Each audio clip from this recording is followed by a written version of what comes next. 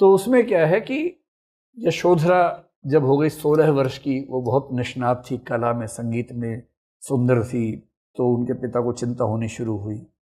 तो पिता का नाम था दंडपाणि। तो दंडपाणि को जब चिंता हुई विवाह की, तो उसने कहा कि मेरी बेटी के विवाह के लिए स्वयंवर होगा।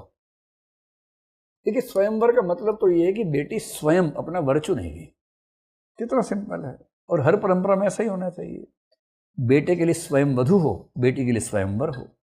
बेटा अपनी वधु खुद चुन ले, बेटी अपना वर खुद चुन ले, है ना। और जो स्वयंवर होते थे उनमें कहीं कहीं व्यावहारिक रूप से ऐसा होता नहीं था, नाम स्वयंवर था, जैसे यहाँ हुआ।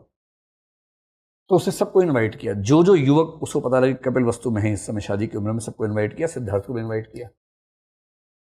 तो सिद्धार्थ का बहुत मन था नहीं, पर पेरेंट्स ने कहा, अरे बेटा इनविटेशन आया, चले जाओ, थोड़ा लोगों की नज़र में रहोगे तो कोई ना कोई ऑप्शन बनेगा, जाना चाहिए। जैसे आप देखेंगे शादी ब्याह में दुल्हन से ज़्यादा उसकी सहेलियाँ तैयार रहती हैं। तो इसका कॉन्सेप्ट ये कि इसका तो हो गया, हमें लॉन्च होना है अभी। तो नहीं, ये बात केवल दुल्हन की सहेलियों पर नहीं, लड़के के दोस्तों पे भी लागू होती है। वो भी उतना ही सज धज के आते हैं, क्योंकि उन सबको पता है कि यही लॉन्चिंग पैड है, यही हमारी पिच यही हमें करना है। तो कहीं एक से बात निकलेगी, दूसरी शादी होगी, दूसरी में फिर बाकी सबके लिए बनेगा, यही होता है ना, कड़ी से कड़ी जुड़ती है। तो पेरेंट्स ने समझाया कि बेटा चले जाओ, क्या दिक्कत है स्वयं, अरे बहुत होगा तो नहीं होगी तुमसे शादी, जाने में क्या दिक्कत है, अटेम्प्ट तो लो।